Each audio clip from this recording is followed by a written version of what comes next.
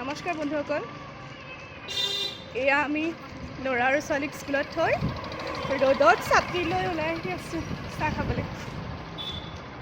এইকেইগৰাকী মোৰ লগৰ। এয়া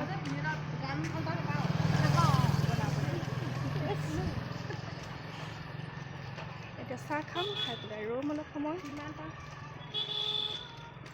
12টালৈকে। ইমান গৰম, আচলতে বাহিৰত থাকিবই মন নাযায়, কিন্তু ল'ৰা ছোৱালীৰ কাৰণে সেইখিনি কৰিবই লাগিব।